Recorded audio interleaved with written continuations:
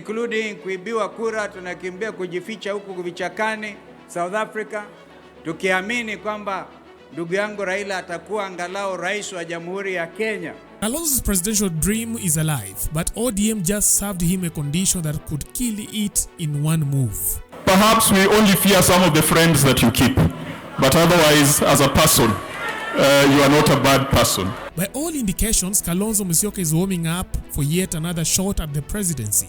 And this time, it looked like he might finally have the wind at his back. Until ODM threw a spanner in the works. Publicly, they are willing to back him.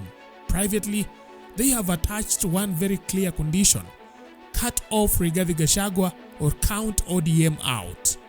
Wagogni untie! Wagone Baba Raila Molo Odinga! The message wasn't delivered through a formal statement or a press release. It came during the burial ceremony of Beryl Odinga, the sister to Raila Odinga, where national grief briefly gave way to quiet political signaling. There's nobody who came here who we call an enemy. They are all friends and very good friends. The other time when I was talking in Nairobi, I told you in politics there are no enemies. Don't be cheated that because so and so don't like this person, therefore I should not like him because he's an enemy. There are no enemies. Because those people you think are on the wrong side, check these leaders. Tomorrow you'll find them hugging and talking together. Senator Moses Kajwang took the microphone and with a few carefully chosen words reshaped the 2027 race. Kajwang spoke warmly of Kalonzo Musyoka, revealing that Raila Odinga himself had advised ODM never to attack the Wiper leader. And I've read in the eulogy that she was a classmate to Kalonzo Musyoka. And I hope that Kalonzo Musyoka will explain to us why she let go of such a beautiful woman. And he's coming back here on the day of her funeral. But Vice President Kalonzo, some of us are quite happy to see you. You see, many people have said things that Raila told them. But there's one thing Raila also told us about Kalonzo Musyoka. He told us not to scandalize, not to attack, and not to antagonize Kalonzo Musyoka.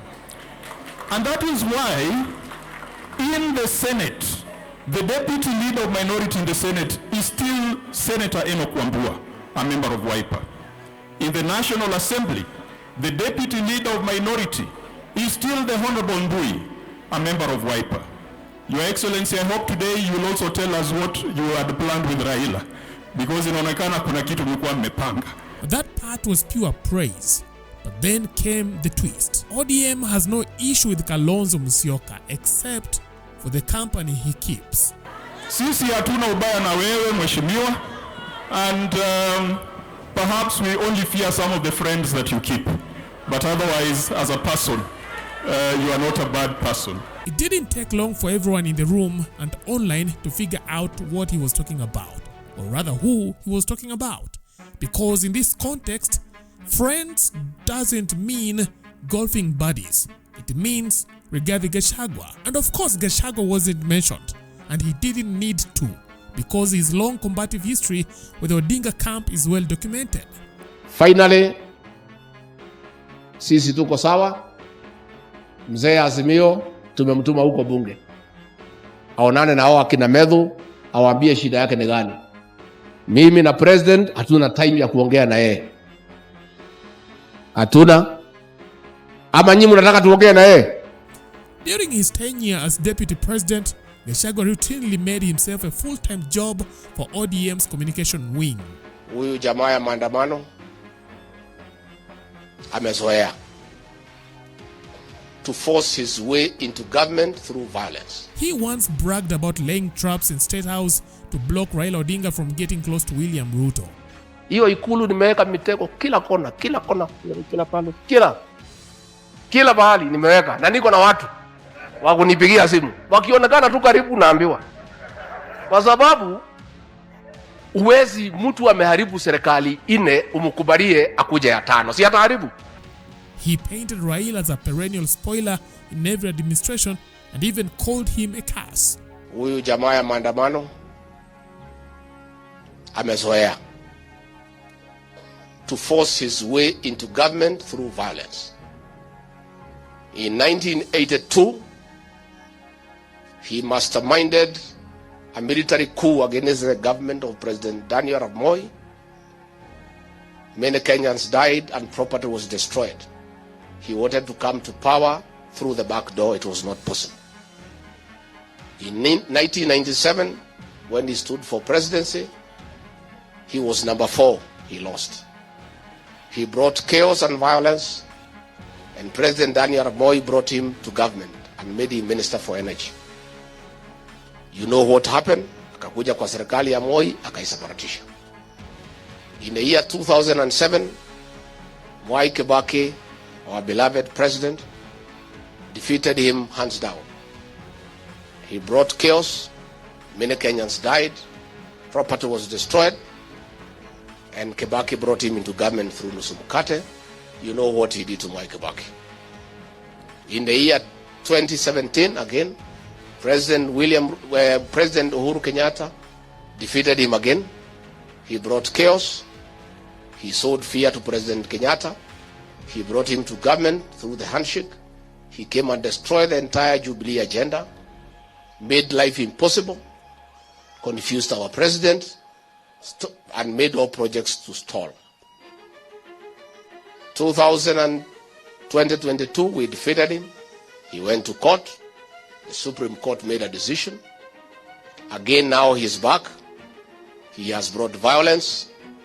He has brought destruction of property to intimidate President William Ruto and I to bring him into government. He is trying to come to government through blackmail. He is trying to blackmail us into talks. I want to confirm to the people of Kenya that the government shall not give in to blackmail. Basically, Gachagua made no secret of his disgust on Raila. We have told church leaders who are telling us to sit with Raila Odinga that we are willing to sit with him, but not to discuss his forceful entry into government. Then came the irony. After his fallout with William Ruto, Gachagua attempted to play opposition messiah, floating the idea of uniting with Raila Odinga to topple the very government he once defended. Yes. But I'm saying we are not opposed to working with Raila Odinga. You're willing to already we are working with Kalonzo Musyoka. Okay. We are working with Eugene Wamalwa. We are working with Fred Matiang'i. We are working with Eugene Wamalwa. We are working with all like-minded Kenyans. If Raila Odinga does not make a decision to destroy his legacy and support President William Ruto, and decides to join the rest of Kenyans in trying to liberate our country and get it back in the right footing, and calls upon us for a discussion on the possibility of working together in whatever formation. You're open to that? We are open to that discussion. Okay. We are not selfish people. Okay. By the way, myself and my community are on record having supported somebody else. Raila, ever the master of silent refusals, didn't take the bait. Sasa mimi niliuliza nyinyi tufanye vipi? Tumpiwa jamaa mwingine alikuwa anasema ati ameweka mtego. Alikuwa ameweka mtego. Alikuwa anaweka mtego. Kila mahali ameweka mtego, hakuna kitu cha kupita, kuna mambo ya handshake, kuna mambo ya nusu mkate. Sasa sema namna hiyo. Sasa mnataka tuende kwa jamaa mwenye mtego? Tuongee na mwenye mtego. ODM refused the handshake. When we told them, including Gachagua, that Raila was the right leader to lead this country and give shares to everybody, they refused and supported Ruto. But now, when we are also talking to the same Ruto they went to support, they are telling us, you come and join us, you come and lead us, we are going to give you Kura. What is the assurance that they will give Raila Kura? And when that door stayed shut, Gachagua reverted to familiar ground, attacking Raila throughout. The elections will be sorted out through the ballot, and I can tell you, even if they are together with Raila in the ballot, we'll beat him 7+1. But this time, according to ODM insiders, he didn't just go too far. He crossed a line that can't be uncrossed. Sisi tunatakia hiyo mzee mema. Tunataka wakuwe pamoja na Ruto, tuwafukuze pamoja kwa debe 2027. Harambe! Harambe! When Baba was hospitalized, Gachagua made some remarks which were interpreted by ODM diehards as dancing on Baba's hospital bed. Sasa nimeona jana hii watu ya ODM wakileta upuzi. Ati hiyo mzee yao ako na matatizo. Ati wanataka kuwekelea Kalonzo na mimi. Kalonzo ni bakteria. Yeye ni virus. Sasa maneno ya ugonjwa Kalonzo na mimi tunaingilia wapi? That statement, ladies and gentlemen, is the final straw. From that moment, teaming up with Gachagua became the ultimate political suicide mission in ODM circles. It felt like walking through Eastleigh carrying a bag of pork. You would either get stoned by an angry mob or completely be banished from the area. That anyone who associates with Gachagua and his ilk, like Kahiga, cannot be our friend. The line is drawn. Any person who associates with Gachagua, Kahiga, they cannot be our friends, whether they are in our party or outside our party. Now, with Gachagua linking arms with Kalonzo Musyoka, ODM sees a problem they can't ignore.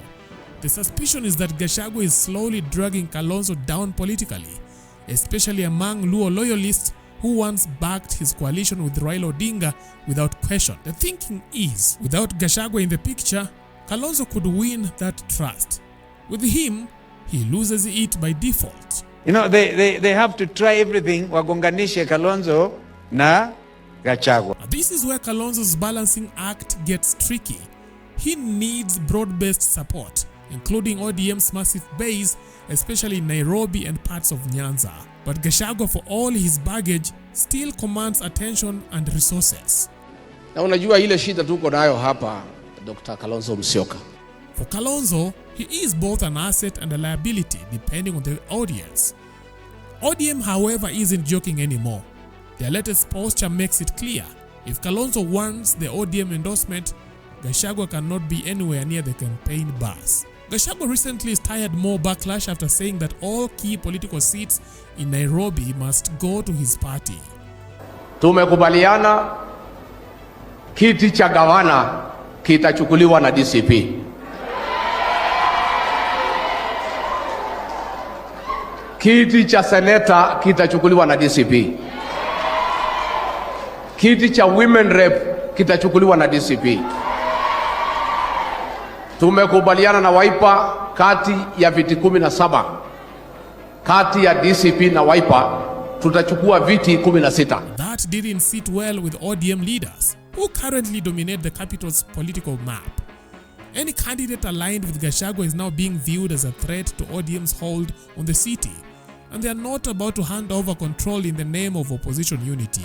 Adding more pressure is Eugene Wamalwa, who reminded ODM of a political debt.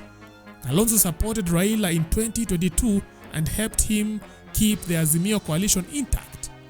It is time, Wamalwa says, for ODM to return the favor by backing Kalonzo's 2027 bid. Sisi ujue ya kwamba kule ambako tuko as united opposition, we are friends of ODM, we are friends of Baba. Ujue ya kwamba kule uko na marafiki wapya. Waswahili wanasema usiache mbachao kwa msala upitao. Know that if anything happens and you want to look back to where your friends are, you can count on Stephen Kalonzo Musyoka, you can count on Wamalwa. Tuko pamoja. You see, ODM might agree if the Gachagua equation is solved. Now, Kalonzo Musyoka is for now the front runner in the opposition lane. He has experience, national name recognition, and a reputation for diplomacy. But ODM support isn't coming free. The price is simple but heavy. Distance yourself from Rigathi Gachagua or walk alone. And that's the deal on the table, and the clock is ticking.